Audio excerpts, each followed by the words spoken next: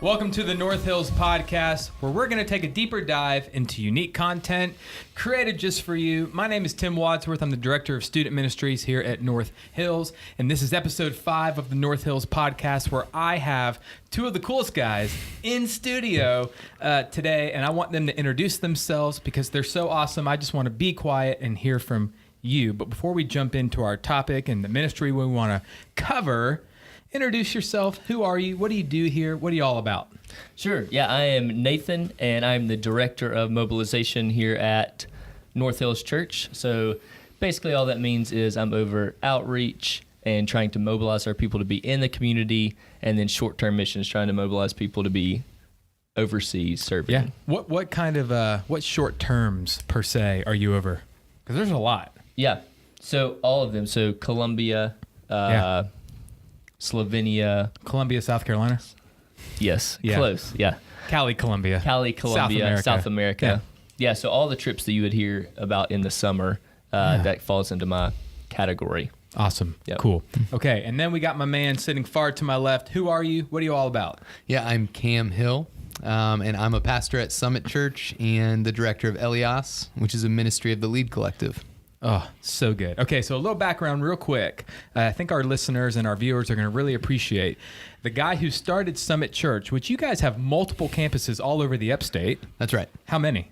5. His name is Jason Malone, who was my youth pastor growing up at Southside, which is now called Fellowship Greenville. And you're specifically over the Cherrydale campus? Yeah. Okay, and then the first time we met was in 2010 when you were a counselor at Woodlands Camp in Georgia.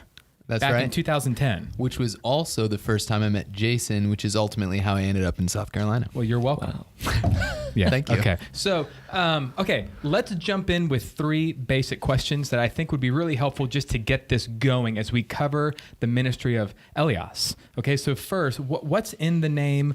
What is it all about? How did it start? What's the mission? What do you do? Yeah, great question. So the name is Greek. It's Eleos. It means mercy. And that's really born out of the reality that when we started the ministry, we didn't know exactly what we were going to do, but we knew how we wanted to do everything that we were going to do. Yeah. So we wanted to love people in a sacrificial and costly way. It started almost 4 years ago. So my wife and I moved into Nicholtown about 7 years ago.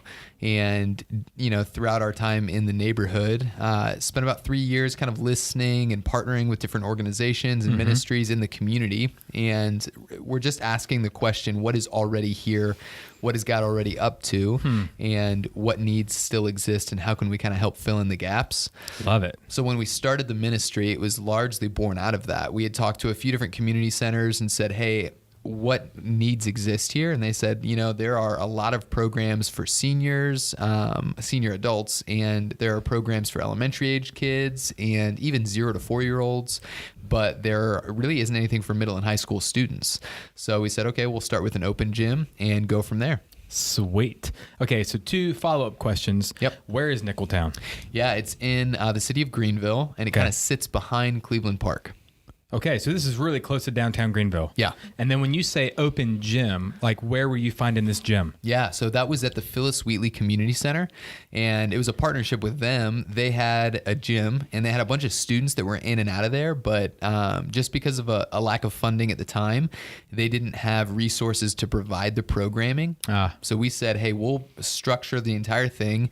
We'll have our own insurance, our own volunteer team. Wow. It'll be plug and play. We'll come in and provide an open gym program for you at no cost. We'll just use the gym.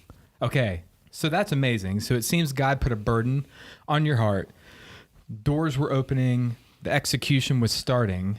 The ball is rolling. How does Eleos and North Hills collide? That's a great question. So it was actually Molly Kaminsky. My old admin. Okay. And my old admin. Yeah. Love that. So staff member at North Hills, and she's was a awesome. volunteer with us, and she's a great basketball player.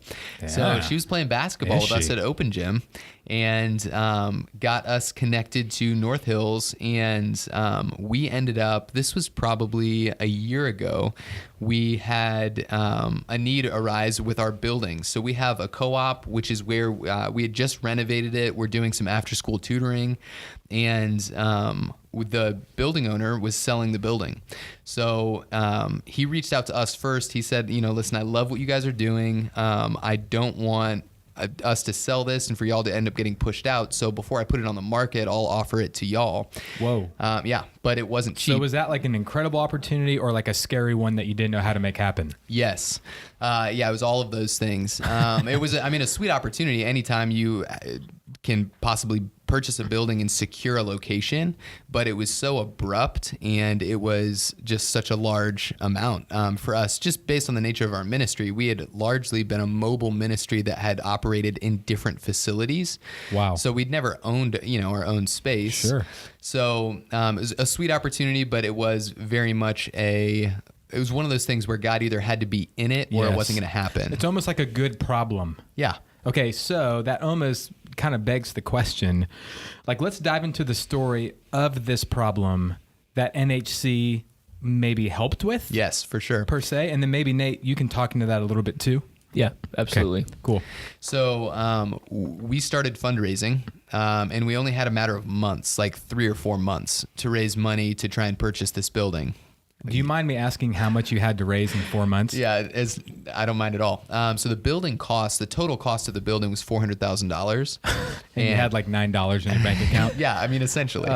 Yeah, that's it. I was at that point, I think we were a completely volunteer-led ministry. Yeah. So if we had any staff, it would have been like we might have had one person who was on 15 hours a week. Yes, and like it wasn't stipend. me. Yeah, exactly.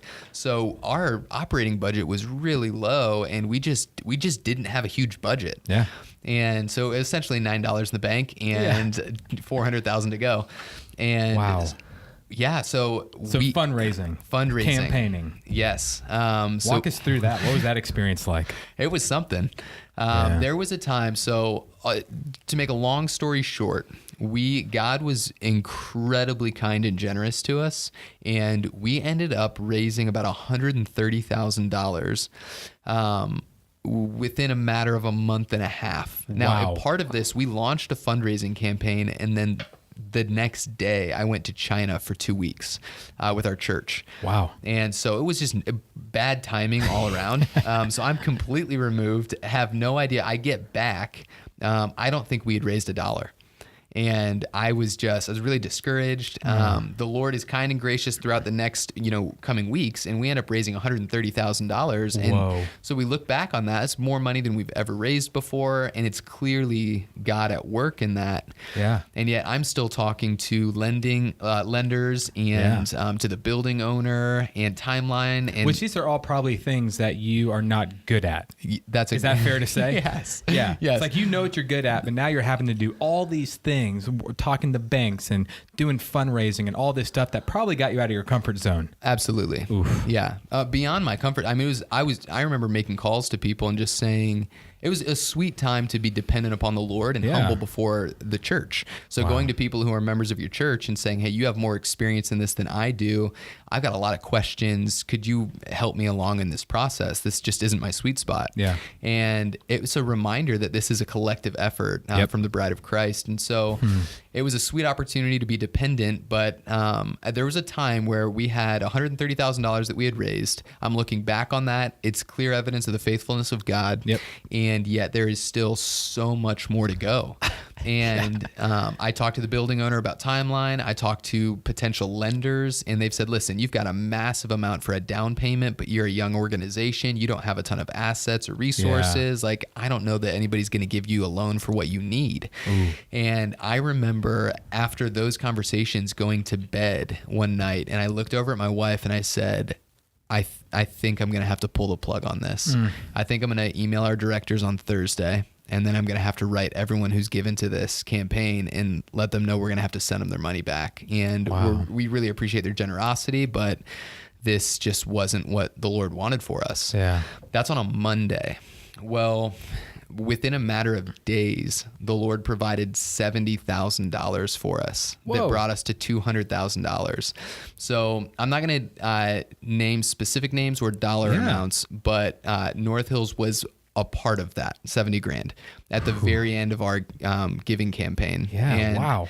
the way it happened, I remember having a conversation with the elders at an elder meeting. Our elders? Your elders. Okay. They called me and they said, hey, we want to be a part of this. Here's how, what we're willing to give to be a part of this. And unbelievably gracious, your elders prayed for me over the phone. Mm-hmm. We, at the time, were in the middle of kinship care with a girl who had been a part of the ministry. We were fostering her for a year, had a really difficult week with her. So I just personally have a lot going on.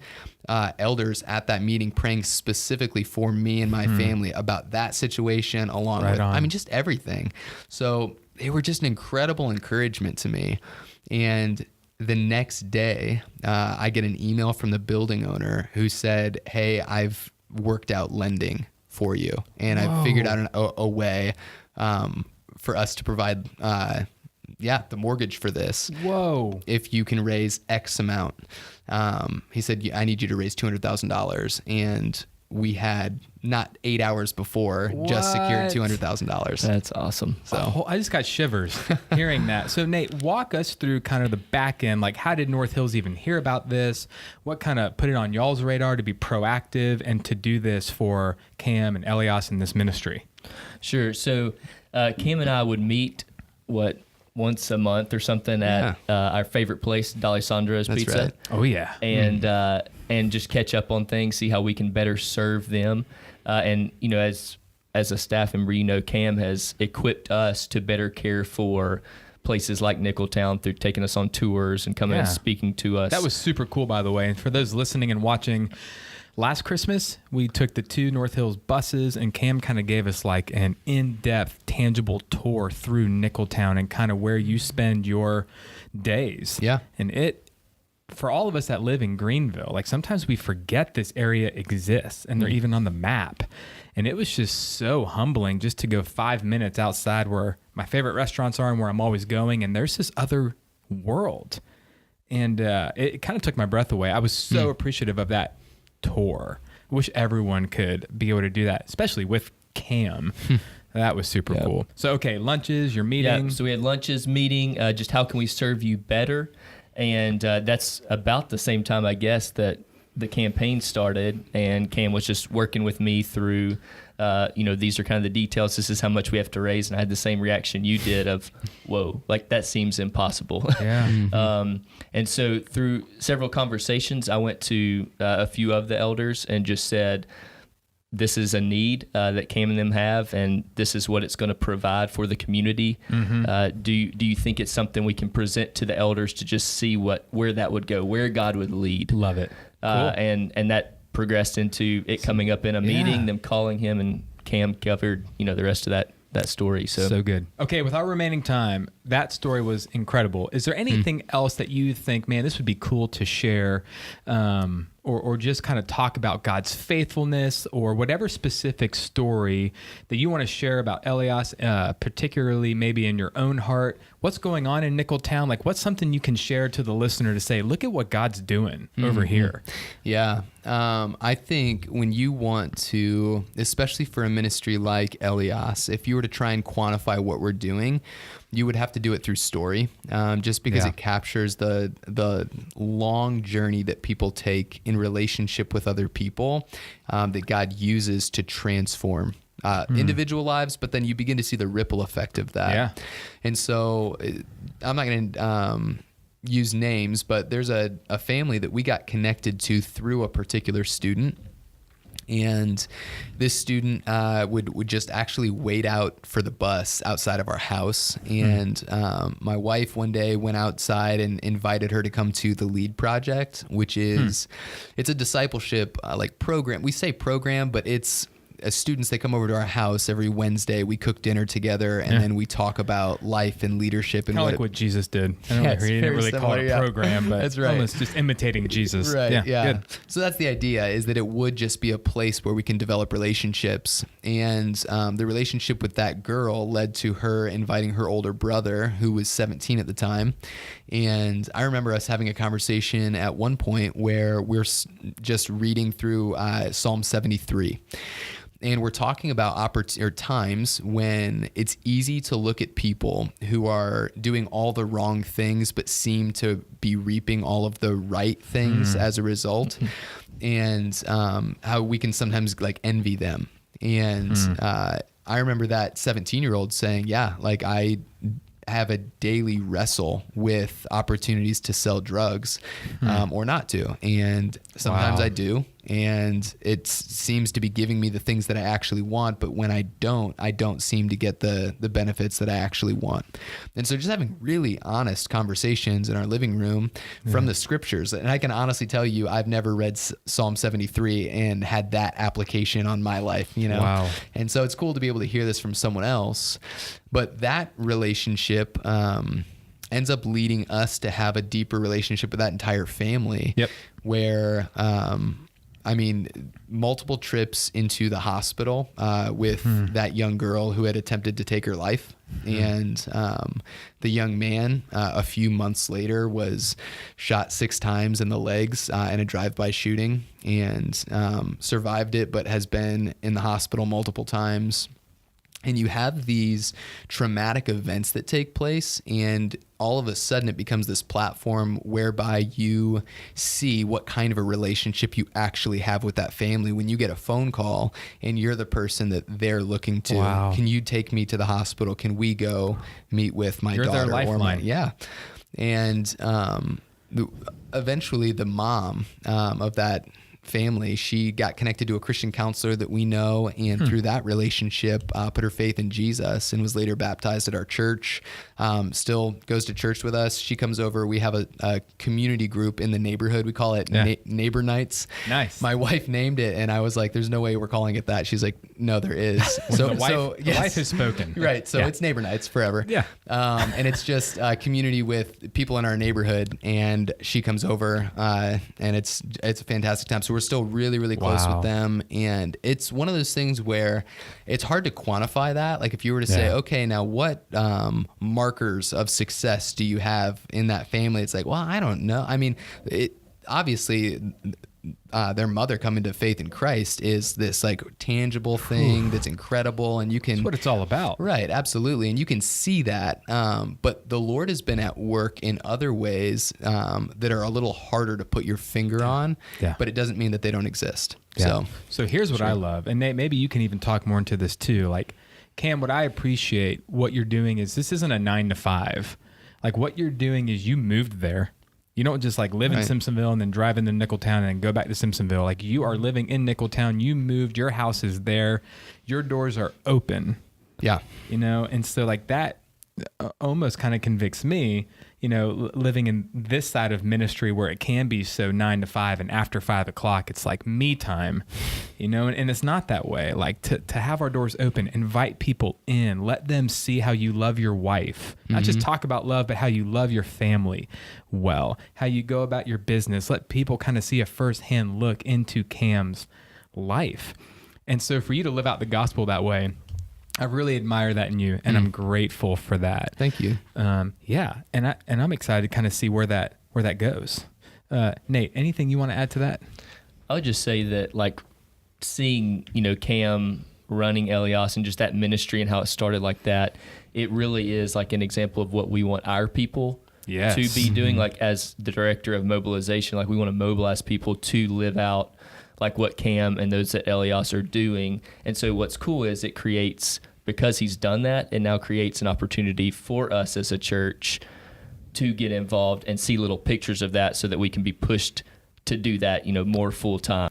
So it seems like so much is happening in this ministry. Tons of people have gotten involved, want to get involved. Nate, talk about ways that people at North Hills, outside of North Hills, can get involved in this ministry and can get funneled to what's going on at Eleos and CAM and all that's going on there?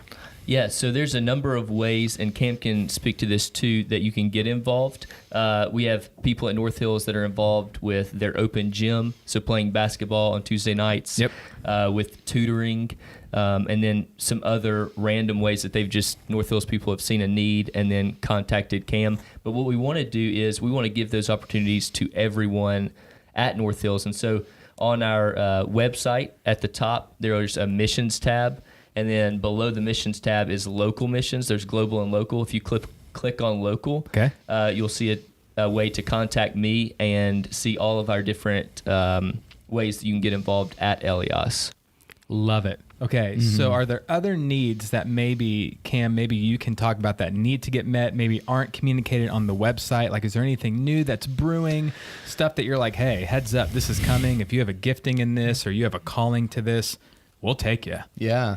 Well, from the gifting calling standpoint, when it comes to service, I would say if you have a burden for the mission of Eleos, then reach out to us. And the first thing typically that we ask is, how do you feel God has gifted you? And then we'll find a way for you to be able to use your gifts to serve the same mission alongside us. As far as something new that's coming up, I am actually stepping off staff at Summit in January. Whoa. Yeah. So Jason Malone knows this? He knows this. Okay. Yeah.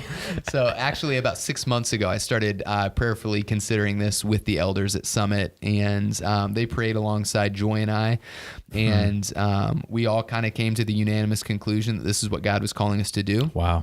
Eleos is we're actually under an organization called the Lead Collective. And that is a network of ministries, 3 different ministries that are serving at-risk youth and families in the Greenville area. So those ministries are Eleos, GOAT, and Girl Up Greenville. And the board asked me to step in as the executive director of the Lead Collective. That sounds super fancy. Say that title again. I don't know. I want executive in my title. The executive director of student ministry. Okay, there you go. Yeah, we need to make that. We need to make that happen. Nate, what are ways that people can get in touch with you? I think what's going to be helpful is you can kind of be the middleman representing North Hills, getting people plugged into CAM, kind of being that mouthpiece, being connected to this ministry. How can people reach out to you and kind of get involved in kind of what God is doing in global outreach, even with your Sunday lunches that you're doing? They can even reach out to you probably at those too. Yeah, absolutely. So, I mean, they can just go to the website or email me directly at nathana@northhillschurch.com. Okay. So, yeah. So, closing statements as we wrap this up. Cam, anything else you just want to add, share, maybe the icing on the cake with what God is doing at Eleos, things that people need to know? Any closing statement? Yeah, I would just say we are beyond thankful for North Hills Church. You guys have supported us in a number of different ways, and we're beyond grateful for that. And I think we would just ask that you continue to do that. We can't do it without you. So you can come alongside us through prayer, through volunteering, and through financial support. Love that. Hey, thank you so much for being with us. Thanks for having me. You're a stud. We really appreciate you. You are a man amongst boys here in Greenville, and I pray that God blesses you, continues to do that, and uses Eleos in a mighty, mighty way, and God blesses your family. You mean a lot to the North Hills people and to the North Hills family, and we appreciate you a lot. Thank you. You bet. Okay, so next episode is going to drop January 1st, where we're going to be spending some time getting to know our new pastor of counseling ministries, the one and only Matt Nessberg. Matt has a cool story of how he started here as a student. Oh, that's a long time ago. As a student at NHC, leading worship, and then eventually started a church plant in Spartanburg. So we're going to dive into Matt's story and hear how God has been working in his heart. It's going to be a great episode. You don't want to miss it. So thanks for listening in, and we'll see you next time. Say bye. Bye.